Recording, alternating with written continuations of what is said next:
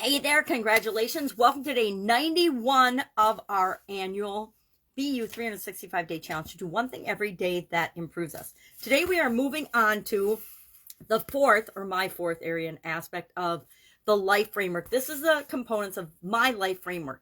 I used to do 7 physical, mental, emotional, spiritual, financial, relationships, and contribution areas for my life framework. And in 2021, April, I added communication and confidence because I think those are core foundational skills and abilities that we can all improve throughout our lifetime that will positively impact all of these other areas or aspects of our life. So today we're going to start diving deep for the month of April for this segment into spiritual well-being, spiritual health, however you define it.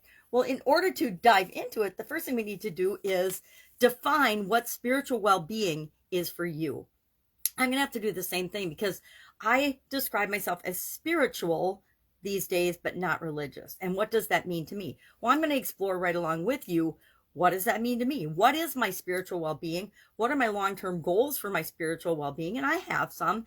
And how can I, throughout the course of this month, using the SOAP framework and all the other tools that we're going to learn and uncover and the things we're going to talk about a little bit every day, how can I set myself up to continually improve and continually make progress automatically toward what it is that I want with respect to my spiritual health and well-being? Well, why would I even care? Number one, what is your spirituality?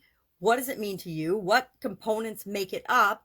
How do you define it? And that will be our action item today, is to think about, spend at least a few minutes today thinking about the things we're going to talk about, and then defining for you the components of your spiritual well-being. And just, a quick, where do I think I'm at with respect to some of these things? And then tomorrow we're going to jump into spiritual core values, I believe it is. Let me grab my magnifying glass, and my calendar.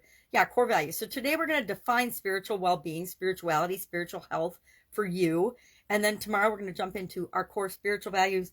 And following that, on Sunday the 3rd, we will jump into our spiritual thoughts and beliefs. So we're starting to see a framework for how we cover these different topics as we go throughout the month, but how we break them down into little bite-sized pieces so we can make a little bit of progress every day toward things that, let's be honest, the vast majority of people on this planet never even consider, much like make purposeful progress toward what they want.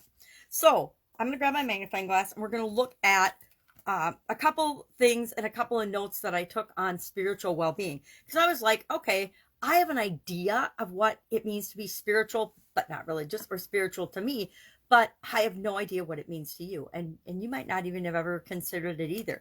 To be honest, until I was 50 years old, that's really scary to admit, but 12 years ago when I was 50 years old and had a sudden cardiac arrest, it wasn't until after that event, when I actually died, and I'm lucky to still be here, that I even considered the spiritual aspects of my life. Up until then, I had just been through automatic pilot. I was raised a Catholic. I sent my kids to Catholic school just because that's what my mom was. My mom was Catholic. My dad was, I think, Episcopalian. Very, very spiritual, not particularly religious, but very Christian. And my mom is still a wonderful practicing Catholic. And she shakes her head at me pretty much every day because I'm not anymore. So spiritual well-being. I'm just going to read this definition to you. Of course, I found it on the internet. It says the human need for meaning, purpose, and connection to something greater than ourselves. I like that. I agree with that.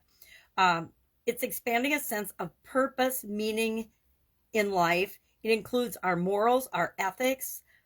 It may or may not include religious activities. Like I said, if you are a particular religion, and actually I found a statistic that said 43% of people in America today still say that they are affiliated with a specific religion, which is still pretty many considering all of the efforts to stomp Christianity and stomp belief in a higher power and good moral values out of our beliefs these days. So what are some examples of spirituality, and where does it show up in our life and in our activities? In volunteering, being positive and optimistic, believing in something, believing in yourself, contributing to society, connecting with other people, feeling a sense of belonging, and practicing self-care. It's spiritual to take care of yourself. It's spiritual to take care of your mental health, your physical health, your emotional health, because it sets a good example for other people. I think that's one of the biggest things about spirituality is we're setting a positive example for other people in the world. We're living and being ourselves, and that gives other people permission to do the same thing.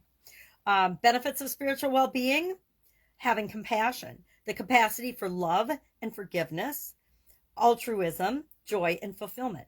Your religious faith might be included. Your values, your beliefs, your principles and morals define your spirituality. So today, again, I just want you to take a couple of minutes, and I'm going to do the same thing, to think about, what does spirituality mean to me? If I define myself and my spiritual well-being, start to draw and write out, what does spiritual well-being look like for you? And then in the comments below, just share either one thing, if you've had an aha, or if you want to share your definition of spirituality, share whatever feels comfortable and right for you.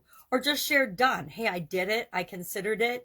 Let's move on to tomorrow and see what we can do to contribute every day, because just defining it, just spending a couple minutes thinking about your spiritual well-being will positively impact your spiritual well-being. Even if you're like, I've never even considered my spirituality or my spiritual well-being before, or my religion. I've just automatically, like me until I was 50, gone along with the program that I was taught as a child, and I just kept practicing it.